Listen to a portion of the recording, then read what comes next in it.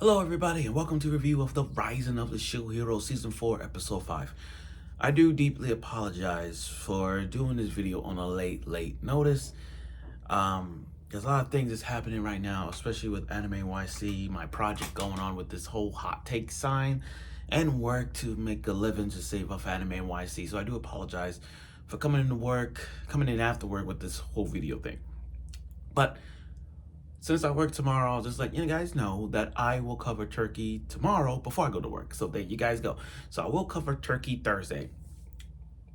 Turkey Wednesday or Turkey Thursday. I don't know. But yeah, you get the idea. But Rise of the Shield Hero Season 4 Episode 5. I really want to get this out the way, guys, because this episode is dedicated to the two twins, Fohl and Atla.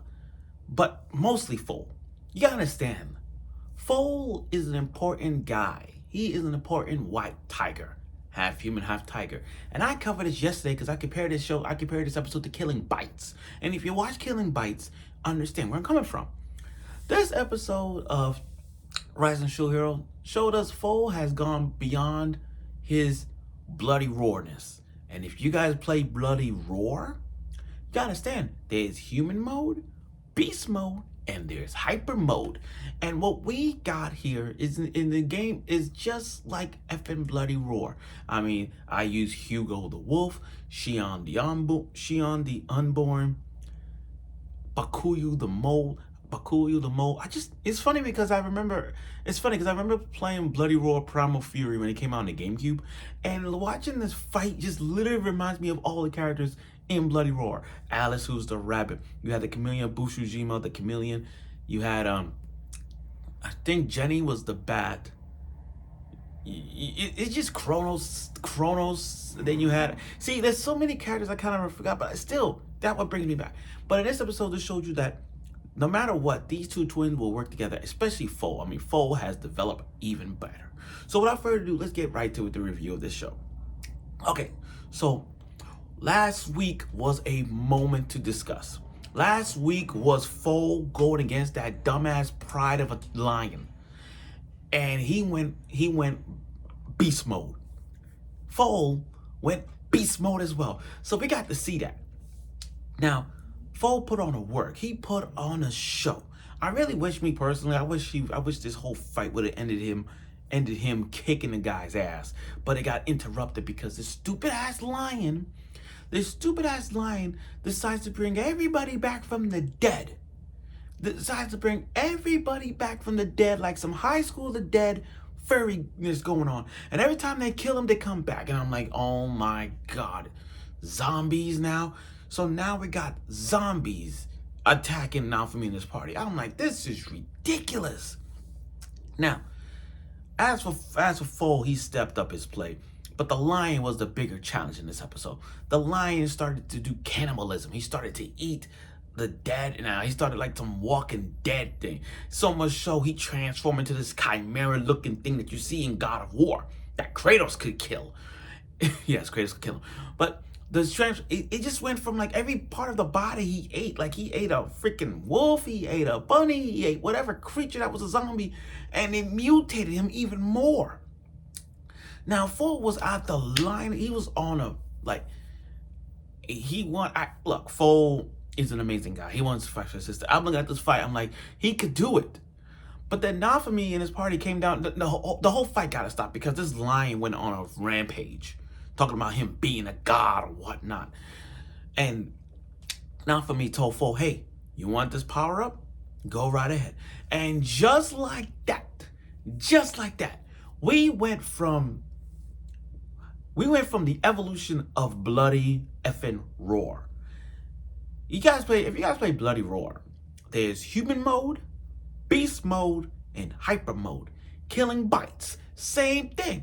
This was totally Killing Bites all over again.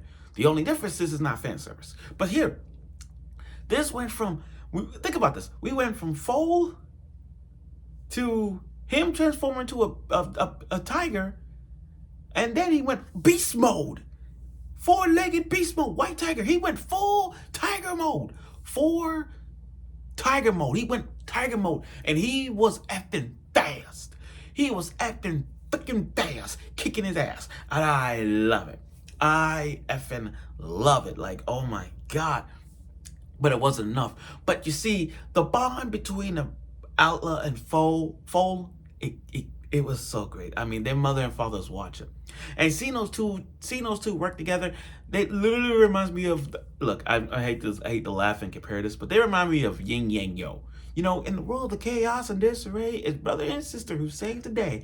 Yin Yang Yo. And I can see and yo is not for me because they're green. But my point is, seeing those two work, it reminds me of Yin Yang Yo, the two bunny twins. I mean, two twins. The two twins, yeah, Yin and Yang. So I'm looking at these two and I'm like, Fohl and Outlet did so much together. They worked so hard and they took down the lion. Even the lion himself saw how ugly he was.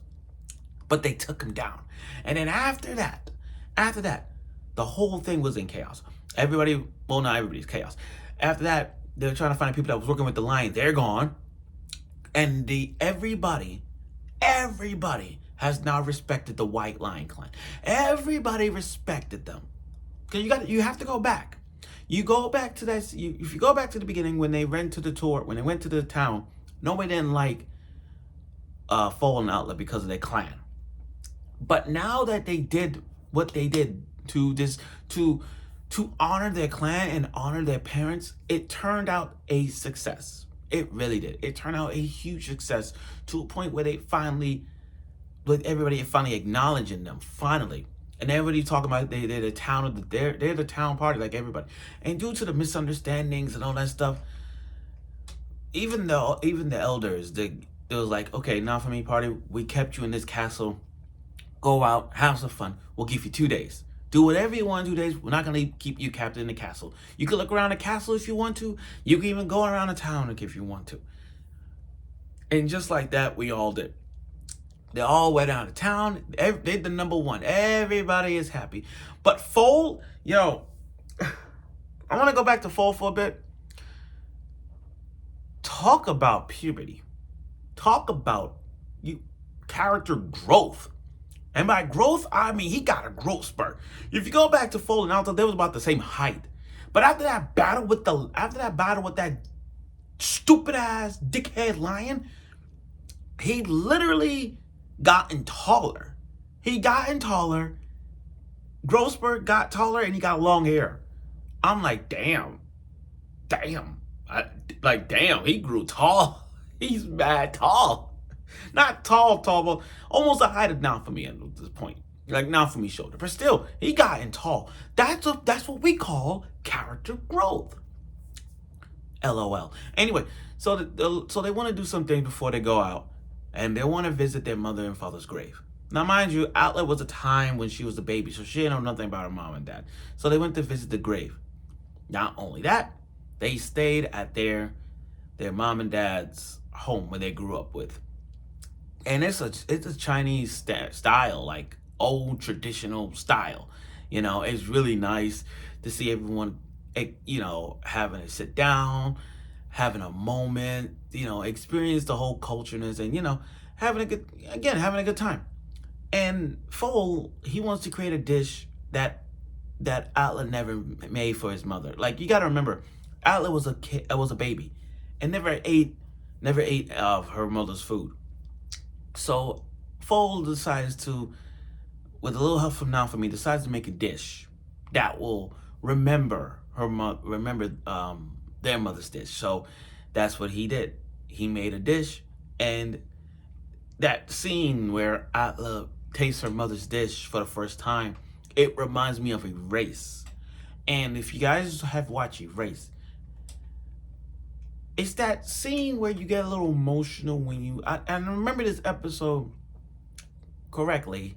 Correct me if I'm wrong, but I remember the episode where the girl was abused by her mother, and she's seeing all these dishes. But when she see that big old dish, she started crying because she never had a meal like that in her life. So when I look at that scene where Atla was eating her dish, her mother's dish, that resembles her mother, it was kind of hit me because it felt that way. And because of that, she wants to make a dish for her mother's sake. So after staying at their mom and dad's estate, they decided to go home. And this will be the last, but it won't be the last time. Because now they got a home of their own. And it's sad that their parents are dead. It's sad. But their parents are up there looking at them and say, Fohl, Atla, we are so proud of you. You honor us. You beat the lion.